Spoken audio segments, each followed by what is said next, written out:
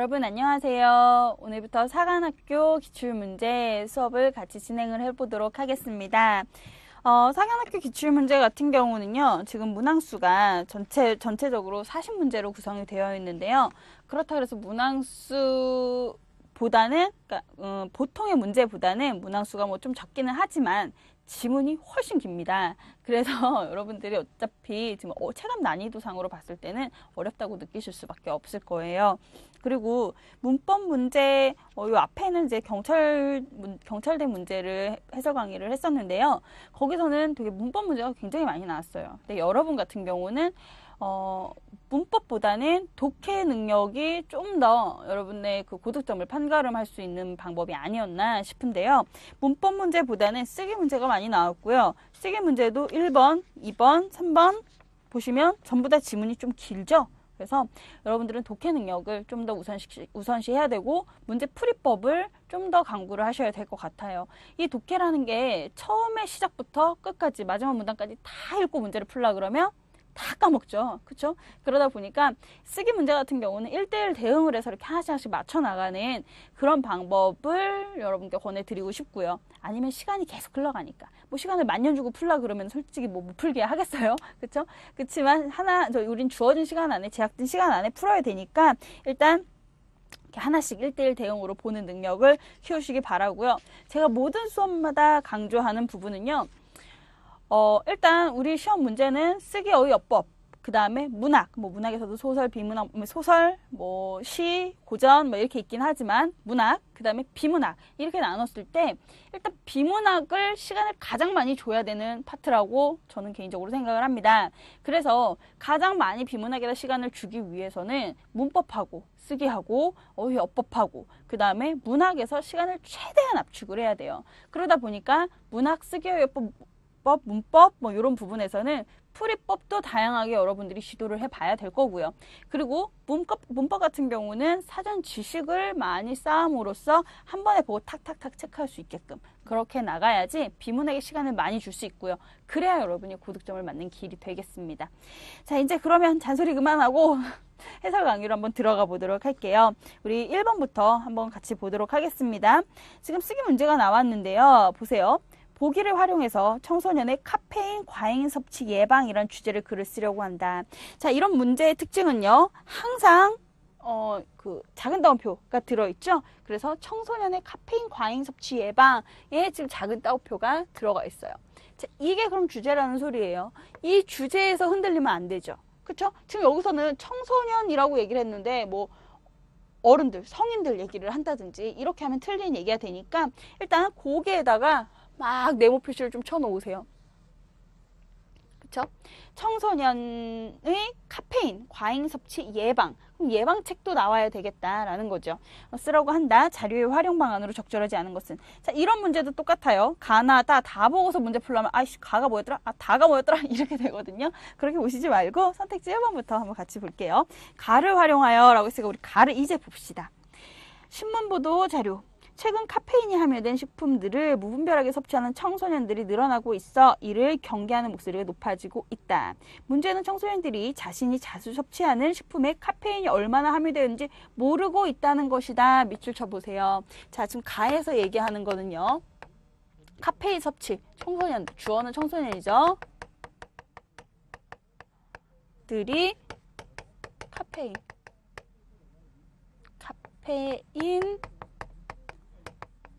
섭취량을 모르고 있다. 이게 문제 상황이 되겠네요. 그쵸? 이거 모르고 있다. 이에 식품의약품안정청은 청소년들의 카페인 과잉 섭취를 줄이기 위해 자, 식품의약품안전청이 나왔어요. 그럼 어쨌건 뭐뭐청, 뭐뭐처 뭐 이런 것들은 다 국가에서 하는 거죠. 정부 차원에서 하는 거죠. 섭취를 줄이기 위해 식품별 카페인 함유량과 일일 적정 섭취량을 조사 발표하였다. 또한 2014년부터는 고카페인 식품의 카페인 함유량과 카페인 과잉 섭취를 경계하는 주의 문구를 의무적으로 표기하도록 할 방침이다 라고 그랬어요. 그래서 지금 이렇게 청소년들이 카페인 섭취량을 좀 모르고 있다. 많이 섭취함에도 불구하고 모르고 있다. 그러다 보니까 정부에서는 어떠한 일들을 하고자 한다. 하고 있고 하고자 한다. 이렇게 얘기를 하고 있네요. 1번으로 돌아올게요. 가를 활용해서 청소년들의 카페인 과잉 섭취를 줄이기 위해 정부 차원의, 그쵸? 아까 무슨 청 나왔었죠? 정부 차원의 제도적 정책가 마련되고 있음을 소개한다. 맞네요. 1번. 다음에 2번. 나를 활용하여, 나 이제 한번 봅시다. 나를 보시면 전문가 인터뷰 자료예요. 이번 전문가네요. 많은 청소년들이 커피, 녹차, 에너지 음료, 콜라, 초콜릿 등 카페인이 많이 함유된 식품을 지나치게 선호합니다. 카페인을 지나치게 섭취하게 되면 불면증, 집중력 장애, 메스꺼움 등이 나타날 수 있습니다. 자, 청소년들이 카페인을 많이 섭취한다.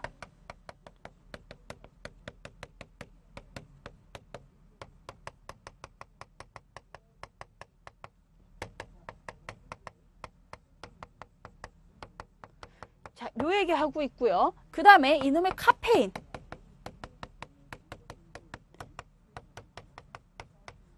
카페인의 부작용도 지금 소개를 하고 있네요. 그쵸? 그런데 청소년들이 이런 카페인의 부작용을 모르고 있고, 이 카페인의 부작용을 또 청소년이 모르고 있다. 자, 모르고 있고, 이것이 카페인을 과잉 섭취하게 되는 주요 원인이 되고 있다. 자, 이것이 바로 이렇게 되는 원인이다. 까지 얘기를 했어요. 청소년들은 어른들보다 카페인에 더 민감하기 때문에 각별히 주의를 기울여야 합니다. 카페인 음료를 마시고 싶을 때는 그 유혹을 참고 가벼운 스트레칭으로 몸을 풀거나 휴식을 취하는 것이 좋습니다. 자, 여러분 콜라 마시고 싶으면 한번 기지개 한번 켜시고 그 다음에 다시 한번 생각을 해보세요. 자, 나를 활용해서 청소년들에게 카페인의 과잉 섭취가 야기할 수 있는 부작용과 함께, 자, 이 부작용과 함께 카페인 섭취 효과를 완화시킬 수 있는 방법, 스트레칭, 그쵸? 그것을 제시한다. 맞네요. 자, 나를 활용하여 3번 가와 나를 활용하여 청소년들이 카페인을 과잉 섭취하는 것을 예방하기 위해서는 청소년들에게 카페인과 관련된 다양한 정보를 제공할 필요성을 강조한다. 자, 왜냐면요, 모르고 있다. 얘도 모르고 있다. 이렇기 때문에 정보를 제공한다. 맞죠? 4번 다를 이제 볼까요? 통계자료. 청소년들의 하루 카페인 섭취 실태. 과다 섭취하는 게 49%예요. 적정 섭취가 35%. 그럼 과다 섭취하는 비율이 거의 절반에 육박하고 있다 이건데요.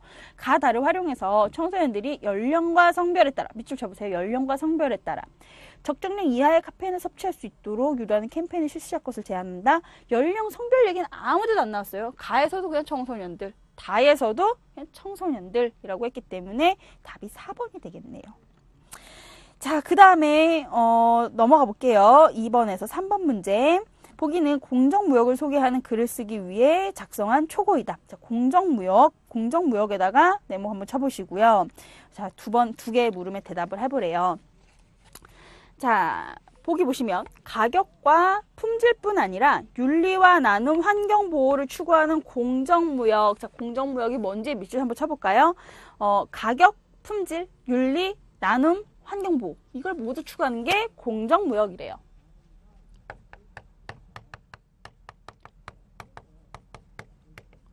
자, 공정무역이라는 건 뭐냐면 가격과 품질, 그 다음에 윤리, 나눔, 환경보호, 이것까지 추구하는 것이 공정무역이고 이것이 새로운 관심을 끌고 있습니다. 공정무역은 공정하고 올바른 무역이라는 뜻으로 제3세계의 가난한 생산자들이 만든 물건을 공정한 가격에 거래하는 것입니다. 자, 이것은 제3세계의 가난한 사람들이 만든 것을 공정한 가격에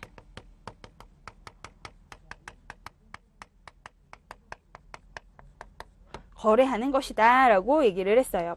그럼으로써 제3세계의 가난한 생산자들에게는 경제적 자립을 할 수 있는 토대를 마련하게 해주고, 기억, 윤리적 환경적 기준에 부합하는 좋은 제품을 정당한 가격에 구매할 수 있게 해주는 것입니다. 자, 이 기억이 뭔지 우리 한번 볼까요? 뒤에 2번 문제로 넘어가 보시면 기억, 필요한 문장 성분이 생략되었으므로 소비자들에게는을 추가해야겠군. 자, 이 문장 다시 볼게요. 그 앞에서부터. 그럼으로써 제3세계 가난한 생산자들에게는, 자, 밑줄 쳐보세요. 가난한 생산자들에게는, 밑줄 치시고, 에게는 경제적 자립을 할 수 있는 토대를 마련할 수 있게 해주고, 그 다음에 누구에게는 이러이러 해주어야 한다라는 거니까, 기억 1번 맞겠죠. 그 다음에 국민빈민보호기구의 보고서에 따르면 2001년 한 해 영국 소비자가 우간다산 커피를 구입하기 위해 지불한 돈 가운데 커피 재배 농민에게 들어간 몫은 과연 0.5%였다고 합니다. 과연 볼게요. 니은은 문맥의 흐름을 고려하여 무려로 고쳐야겠군. 자, 과연이라는 말과 무려라는 말 우리 한번 볼까요?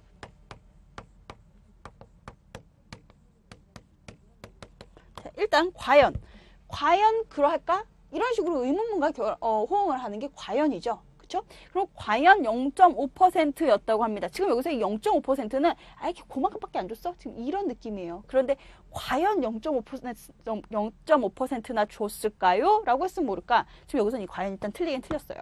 그럼 이제 무려로 고쳐봅시다. 무려 0.5%밖에 안 줬네요. 라는 말과 무려 0.5%나 줬네요. 어느 말이 더 어울립니까? 무려라는 말은 더 이상을 줬을 때 쓰는 말이죠. 그죠? 그렇게 썼을 때 호응이 되는 말이기 때문에 무려도 틀렸어요.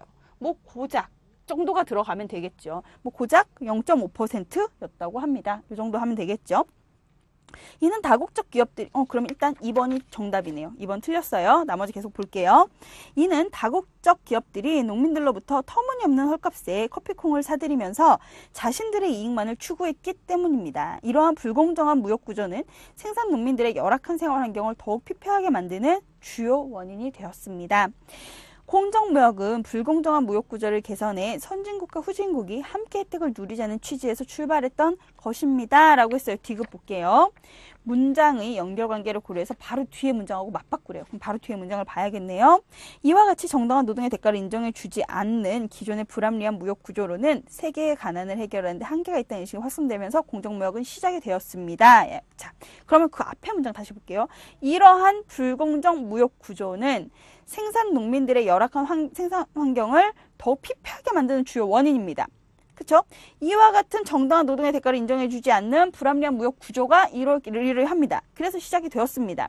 그래서 공정무역은 불공정한 무역 구조를 개선해 선진국과 후진국이 함께 혜택을 누린 취지에서 출발했던 것입니다. 그러면 시작했습니다. 그랬던 것입니다. 뭔가 선후관계가 어떻게 돼야 될 것 같아요? 두 개 문장 맞바꿔줘야지 맞겠죠? 그래서 3번은 맞는 말이고요. 그 다음에 이제 넘어가 볼게요. 공정무역은 착한 무역이라고도 합니다. 여성과 아동의 노동력이나 자, 리을이에요. 지금 여성과 아동의 노동력이나 환경 파괴를 초래하는 생산 과정을 통해 만든 제품은 그 대상에서 제외하기 때문입니다. 자, 리을 볼게요. 문장 성분 간의 호응을 고려해서 노동력을 착취하거나의 밑줄 쳐보세요. 환경 파괴를 초래하는 데다 밑줄 쳐보세요. 자, 그럼 노동력하고 환경 파괴 이게 지금 두 개가 목적어란 말이에요.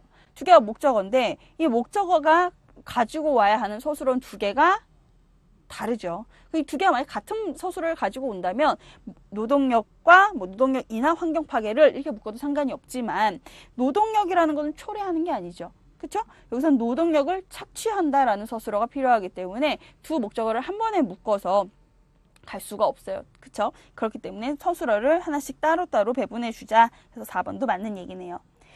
그리고 공정무역의 대상이 되는 제품들은 매우 다양하고 사용하기도 편리합니다. 이는 공정무역 인류의 인권 신장과 어쩌고 쪼로록 얘기를 하는데 미음 볼게요. 통일성을 해치고 있으므로 삭제하자. 그래, 다양성 얘기를 한 건 아니죠. 그렇죠? 그래서 삭제해 주셔도 되겠네요. 자, 3번 보기의 조건에 따라 A에 넣을 내용을 쓴 것으로 가장 적절한 것은 자, 지금 공정무역 얘기한 거 그 뒷꼬랑지에다가 요걸 보기의 조건을 맞춰서 쓰재요. 공정무역이 갖는 의의를 언급하자. 그쵸? 그 다음에 공정무역 제품 소비를 직설적에다 밑줄 쳐두세요. 그 다음 비유적 표현을 사용했다. 자, 비유적 표현에다가 밑줄 쳐보세요. 자, 1번 세계의 가난을 극복할 수 있는 합리적인 대안이 공정무역이라고 할 수 있습니다. 공정무역에 동참해보지 않으시렵니까? 자, 이거 직설적일까요? 아니면 우회적일까요? 권유하고 있죠. 직설이라는 건 뭐예요? 야, 너 그거 사. 이거지. 너 저거 사지 않을래? 이건 권유잖아요. 그쵸? 그래서 여기서는 직설적이 안 나왔고요. 그리고 제3세계 가난한 사람들이 행복해지면 여러분의 행복도 그만큼 커집니다. 여기서는 또 비유적인 표현도 없네요. 그쵸? 2번 공정무역은 나눔을 실천할 수 있는 좋은 기회입니다. 자, 이게 의의네요. 공정무역에 갖는 의의. 공정무역 제품을 구입해 주세요. 자, 구입해라를 존댓말로 쓴 것뿐이지 직설어법 맞죠? 여러분의 착한 소비가 제3세계 가난한 사람들이 메마른 가슴에 내리는 촉촉한 단비. 자, 여러분의 소비가 단비가 될 것입니다. 여러분의 소비는 단비입니다. A는 B이다. 비유법 사용된 거죠. 그 중에서 은유법이 사용이 된 거죠. 그래서 3번의 답은 2번으로 하면 되겠습니다. 우리 4번 볼까요? 4번 문법 문제 하나 나왔는데요.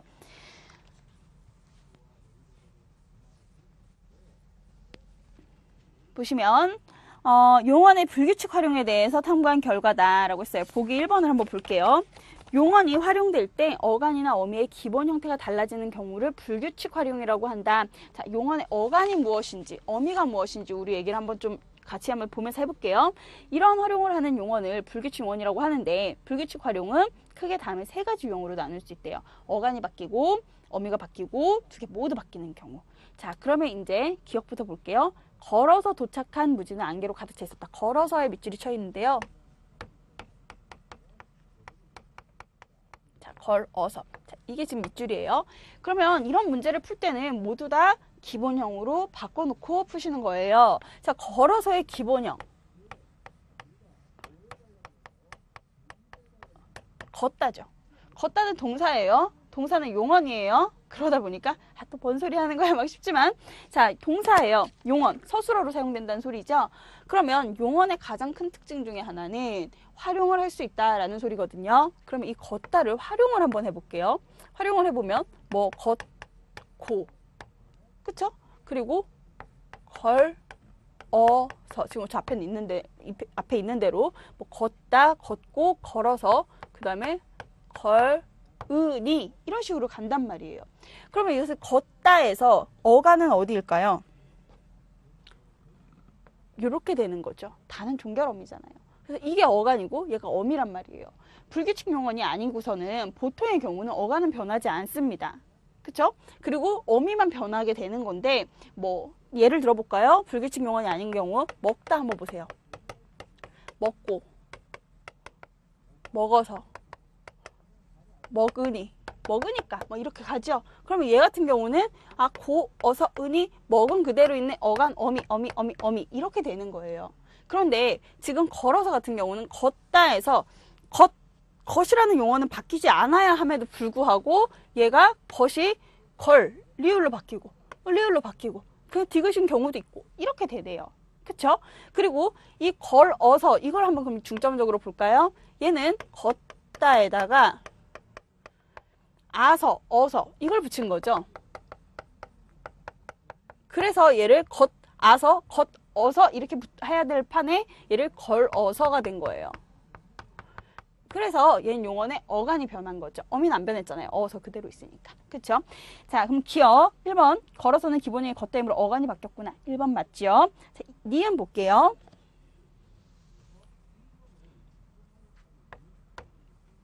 니은은 선생님이 웃는 표정을 지어서 분위기가 좋아졌다. 지어서. 자, 이거의 기본형. 선생님이 웃는 표정을 짓다. 이렇게 되겠죠. 그쵸? 이걸 짓다. 이걸 활용을 한번 해볼까요? 그럼 얘는 웃는 표정을 짓고, 그 다음에 지어서. 이렇게 되겠네요. 그쵸? 그렇게 해서 보니까 얘도 아까처럼 용언의 어간을 찾아보면 이렇게 되죠. 근데 역시 시옷 받침이 있어야 되는 것이 없어졌네요. 얘는 아까 얘도 아까 위에서 했던 것처럼 똑같이 한번 활용 과정을 한번 보면 짓다 플러스 아서 아니면 어서. 이건 모음 좋아하니까. 그쵸? 아서 어서 다 붙여도 되죠? 그럼 짓어서가 돼야 돼요. 근데 이제 지어서 시옷이 탈락을 해버렸죠? 그래서 얘도 역시 어간이 바뀐 경우가 되겠죠. 그래서 2번도 맞고요. 자, 그 다음에 디귿 볼게요. 디귿 보시면 실록이 짙어지니 멀리 있는 산이 푸르러 보이는구나. 자, 얘의 기본형을 보시면 얘는 푸르다죠. 그럼 푸르다를 활용을 한번 해볼게요. 푸르고, 그 다음에 푸르어서. 자, 푸르어서 얘가 이제 풀어서가 되겠죠. 풀어서. 그 다음에 저거 같은 경우는 푸르다니까 푸르어가 붙어서 그냥 푸르어 이런 식으로 활용이 되겠네요. 그러면 여기서 기본형을 잡아보면 역시 푸르까지예요. 그쵸? 푸르까지. 푸르고 푸르어 이렇게 되네요. 푸르까지가 기본형이야. 그럼 푸르 안 바뀌었네. 어가 안 바뀌었어요 이번에. 그럼 뒤에 거를 보니까 푸르어가 들어가야 되는데 이건 지금 그대로 쓴 거고 어가 들어가야 되는데 여기 보니까 러가 들어갔어요. 그럼 얘가 지금 바뀌었다는 소리잖아요. 이게 뭘로? 러로 바뀌었다는 소리죠. 그럼 이번에 거는 어미가 바뀌었네요. 어가 붙어야 되는데 러가 돼버렸으니까. 그래서 3번 어미가 바뀌었구나. 맞죠? 리을 한번 볼게요. 이제 자, 리을 보시면 한 10년쯤 세월이 흘러. 자, 얘의 기본형 한번 볼까요? 흐르다. 활용 한번 해볼까요? 흐르고, 그 다음에 흐르니, 흐르어서, 흐르어. 이렇게 돼야 돼요. 어가 그대로 붙으면. 근데 쟤는 지금 흐르어가 아니라, 여기서 지금 나눠보면 여기 어간이죠. 어간. 근데 흐르어가 붙어야 되는데 흐르어가 흘러가 됐네요. 얘만 리을로 된 것도 아니고 여기 리을도 들어갔어요. 그러면 여기선 지금 어간이 바뀌게 된 거죠. 여기서 왜 어미는 왜 안 바뀌었어요? 라고 얘기를 하면요. 왜 그러냐면 여기서 잘 보세요. 이거 잘라내요. 이제 자 잘라내고 그럼 이제 흐르만 남았어요. 흐르에다가 플러스 어를 할게요. 그러면 얘가 지금 이제 흘러가 돼야 되거든요. 그러면 얘가 일단 의가 없어져야 되죠. 그쵸? 의가 없어지고 그럼 요게 이렇게 간 거고 얘가 이렇게 되니까 얘는 어가 어미가 다 바뀐 게 맞네요. 그래서 답은 어쨌거나 4번으로 가시면 되겠습니다. 그 다음에 미음. 빨개서 미음 볼까요?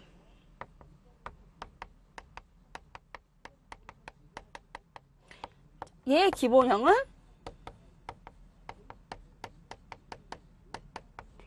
이렇게 되겠죠? 빨갛다가 되는데 얘를 활용을 하면 빨갛고 빨가니 뭐 이렇게 돼서 빨개서가 됐대요. 이제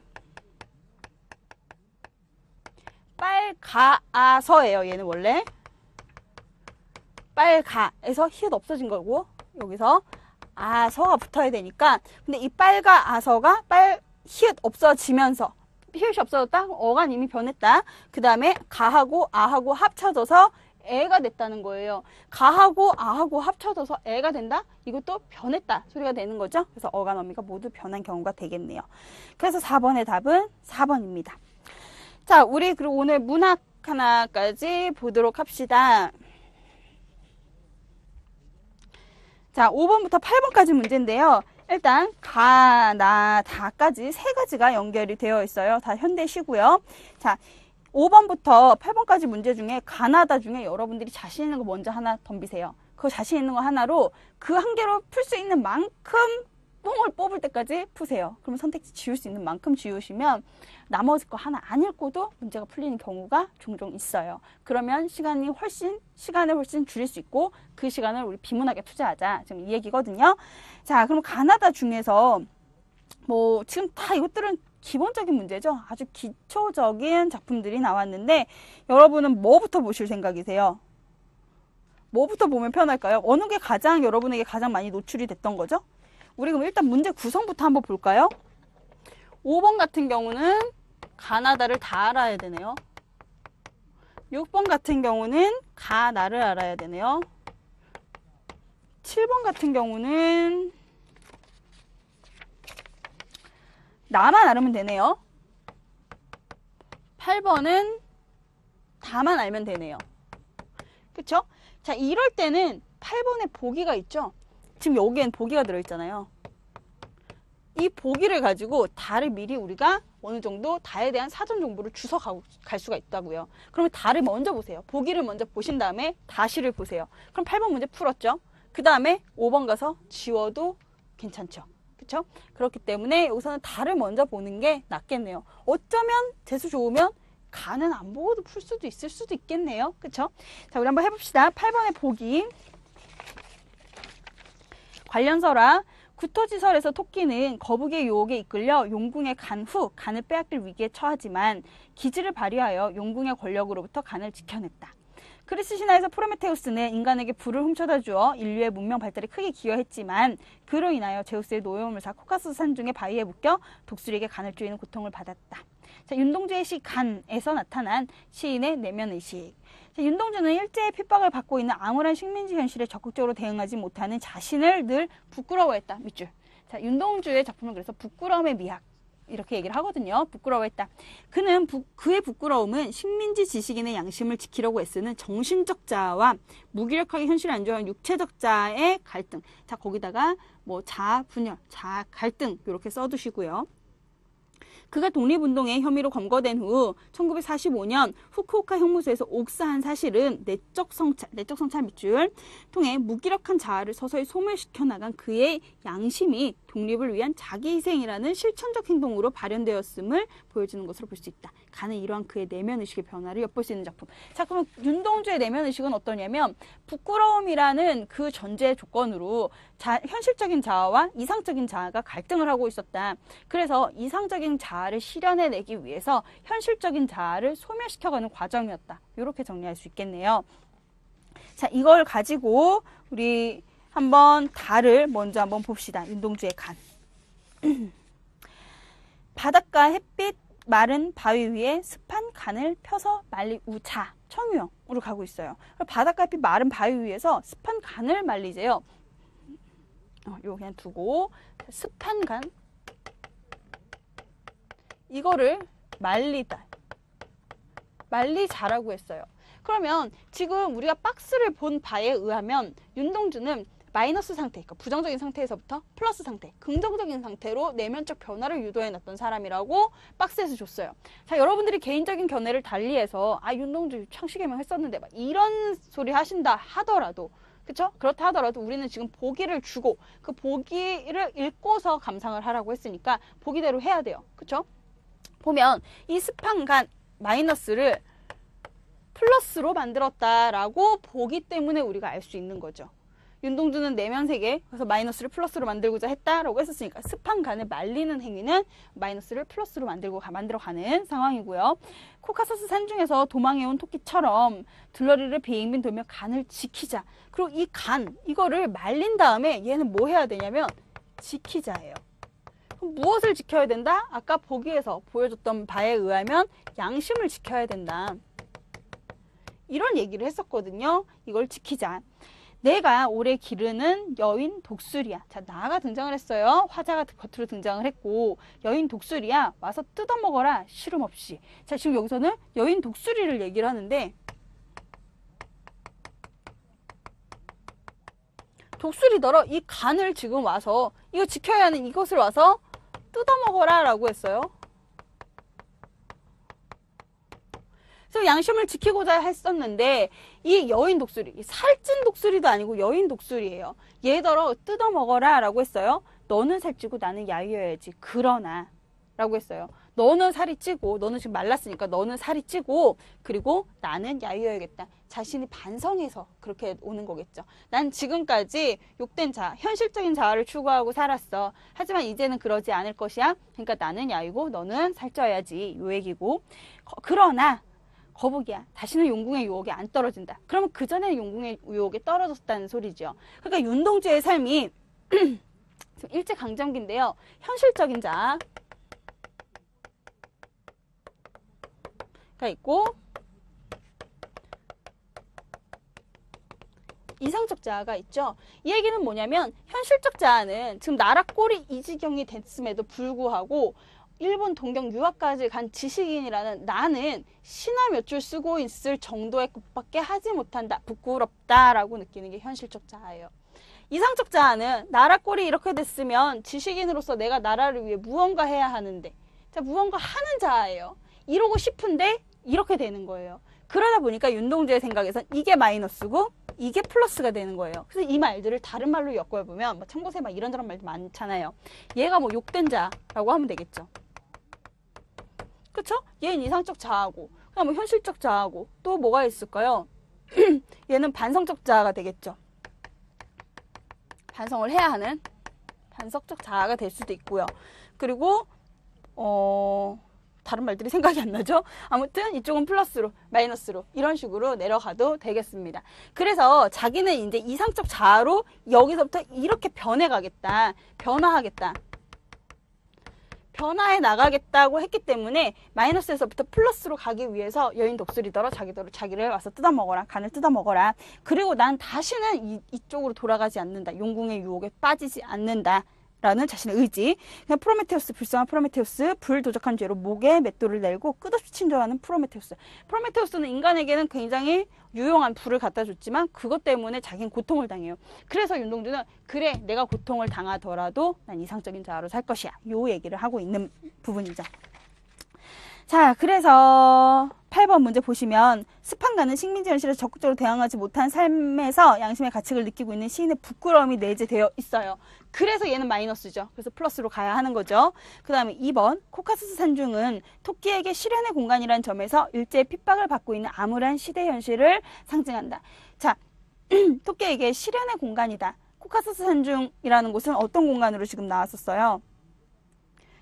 그 그리스 신화에서는 독수리에게 간을 쪼이는 고통을 받고 있는 그 공간이기 때문에 실현의 공간, 일제강점의 암울의 시대 이렇게 보시면 되겠네요. 그 다음에 3번 여인 독수리를 비유된 너는 정신적 자아인 나를 뜯어먹으면서 살찌고 있다는 점에서 현실에 안주하려고 하는 육체적 자아를 의미한다라고 하면 안 되죠. 왜냐면 이 여인 독수리에게 자신의 간을 내어주면서 자신은 이렇게 가고자 하는 거잖아요. 그쵸? 그렇다 그래서 얘가 여기서 육체적 자아란 말도 나올 수 있겠네요. 그리고 얘가 정신적 자아라는 말도 나올 수 있겠죠. 뭐 어때요? 그렇다 치고. 그러면 그렇다고 해서 얘를 이거, 그렇다고 여기서 뜯어먹히고 있는 얘는 얘 이거라고 하기에는 얘는 이미부터 여유가 있었고 내가 기르던 거고. 이러다 보니까 지금 3번은 말이 지금 두 개를 이분법적으로 나누기에 말이 안 맞는 거예요. 그 다음에 4번 다시는 용궁의 유혹에 안 떨어진다는 시인이 부정적 시대 현실에서 자신의 정신적 자아를 지키겠다는 의지. 난 다시는 이렇게 돌아가지 않겠다. 이거 하겠다. 요 얘기죠. 5번 프로메테우스는 인간의 왜 불을 훔친 죄로 맷돌을 매달고 있다는 점에서 독립을 위해 기꺼이 자신을 희생하고자 하는 시인과 동일시됐다. 자기 희생의식, 속죄항의식 뭐 이런 식으로 얘기를 하죠. 그래서 8번의 답은 3번이고요. 우리 지금 다를 봤으니까 가하고 여기서 3번 풀었고요. 요거 풀면 되겠네요. 5번 한번 볼게요. 가나다의 공통점으로 가장 적절한 거. 현실의 처지를 수용하는 자세. 지금 현실적인 자아를 수용해요? 아니죠. 이상적인 자아, 정신적인 자아로 나아가기 위한 자아 희생을 감내하고 있어요. 그 다음에 유한한 삶에서 오는 허망함. 삶의 허망함 이런 얘기한 거 아니고 화자가 지향하는 삶의 모습. 그쵸. 정신적이고 이상적인 자아로 나아가고자 하는 모습. 그 다음에 인생에 대한 깨달음의 과정을 얘기하고자 하는 게 아니라 의지를 드러내고자 했던 거고요. 세태에 대한 부정적인 인식은 나와 있기는 하지만 지금 여기서 메인이 되는 건 그게 아니죠. 답이 아마 3번으로 갈 확률이 높겠죠. 자, 우리 그러면 이번에는 나를 한번 보도록 합시다. 박차상 흥부 부부상인데요. 보시면 흥부 부부가 박덩이를 사이하고 가리기 전에 건넨 웃음살을 헤아려보라. 흥부라고 하면 성실함의 대명사, 가난함의 대명사 이렇잖아요. 웃음살을 헤아려보라. 금이 문제리, 리, 뭐뭐리 이거는 물음표가 뒤에 나와야 되죠. 근데 여기서 지금 금이 문제니? 라고 물었어요. 여러분한테 아니 은이 문제인데 이렇게 대답하게 만드는 거 아니잖아요. 그럼 이런 거 무슨 법? 서리법. 그쵸? 황금 벼이삭이 문제리? 웃음에 물살이 번뜩 반짝이며 정갈하던 그것이 확실히 문제다. 자, 어떤 물질적인 것이 문제가 아니라 웃음이 문제다. 정신적인 가치가 문제다라고 했고요. 있는 듯이 드러내고 손발 닿은 처지끼리 같이 웃어주던 거울면들아. 거울 서로 이렇게 얘를 이렇게 거울에 비치면 똑같이 생기고 요거잖아요. 흥부 부부가 서로 마주보고 서로 웃는 모습이 똑같다. 지금 그 얘기를 하는 거고요. 웃다가 서로 불쌍해 서로 구슬을 나누었으리. 서로 불쌍하긴 하죠. 그쵸? 구슬을 나누었다. 서로 눈물도 흘렸을 것이다. 그러다 금시 절로 얼굴면에 온 구슬가지를 서로 부끄리며 먼 물살이 가다가 소스라쳐 반짝이듯 서로 소스라쳐 본 웃음 물살을 지었다고 헤아려보라. 본 웃음. 이제 부끄러움도 다 느끼고 이렇게 한 다음에 지금까지 앞에까지는 그냥 웃음살이라고 얘기했는데 본 웃음이라고 했으니까 이거 근본 본체잖아요. 근본적인 웃음. 그러니까 가장 근원적인 정신적인 어떤 플러스 가치를 얘기한 거죠. 그것은 확실히 문제다. 자, 물질적인 금, 황금, 벼이삭 이런 거 문제되지 않아. 본 웃음이 문제이다. 라고 얘기를 했어요. 그래서 5번에 3번 보시면 화자가 지향하는 삶의 모습, 그쵸? 본 웃음살이 나올 수 있는 그런 삶을 지향을 하고요. 우리 6번에서 나만 가지고 한번 풀어볼까요? 가는 모르니까. 1번 나는 역설적 표현을 사용했다. 역설법은 없죠. 2번 나는 감탄형 어미를 반복해서 감탄형 어미 안 나오고 오히려 서리적인 어미가 나왔었죠. 그 다음에 3번 나는 가는 나와 달리니까 모르고 4번 나는 서리적 표현을 사용해서 의도를 효과적으로 표현하고 있다. 자, 서리법 나왔으니까 답이 중복답이 아닌 이상 답은 하나니까 지금 여기서는 나는 서리법을 사용했다. 4번이 답일 확률이 높으네요. 그래서 답은 4번이고요. 자, 7번 보세요. 나에 나타난 웃음의 의미를 추리해 발표한 내용이다. 봅시다. 기억, 웃음살은 박덩이를 사이하고를 고려할 때 가난에서 벗어날 수 있는 행운이 뒤따를 것이라는 확신이 담겨있는 웃음. 자, 확신, 어떤 조건부적인 웃음에다가 본자를 붙였을까요? 앞으로 그럼 가난을 극복할 수 있다 하면 웃고, 아니면 안 웃고? 이건 아니잖아요. 그래서 기억은 틀렸고, 웃음은 황금 벼이사기 문제리의 의미와 연결할 때 풍요롭지는 않지만 소박하게나마 행복을 느끼고자 하는 마음에서 나온 웃음. 맞죠? 그 다음에 우선은 손발 닿은 처지끼리와 연결할 때 고달픈 삶을 함께 해왔던 부부가 서로를 위로하는 과정. 맞죠? 그 다음에 웃다가는 서로 구슬을 나눴으리 고려할 때 비참한 현실 상황을 자각한 후 느낀 절망감, 자조적인 웃음이 아니라 그것조차도 극복을 해낸 아주 본질적인 웃음이 되겠죠. 그 다음에 미음, 본 웃음은 그것은 확실히 문제다 의미를 고려할 때 가난한 삶의 하늘 극복할 수 있게 하는 진정한 사랑이 담긴 웃음이다. 이게 맞죠? 그래서 답이 3번이 되겠습니다. 자, 보세요. 지금 우리 가 없이 문제 다 풀었어요. 그래서 오늘은 어차피 지금 문제풀이 뭐 수업 시간이나 이런 게 아니라 해설 강의니까 여러분들이 최단 시간 안에 풀 수 있는 방법을 제시를 해드린 거거든요. 거의 이런 식으로 풀 수 있고, 그래서 만약에 가를 본다면 더 확실하게 답을 낼 수 있겠죠. 그냥 이런 식으로 시간을 줄여가는 연습을 충분히 하시기를 바랄게요. 그리고 다음 시간부터는 그 다음 지문 9번부터 해서 문제 풀도록 하겠습니다. 여러분 수고하셨습니다.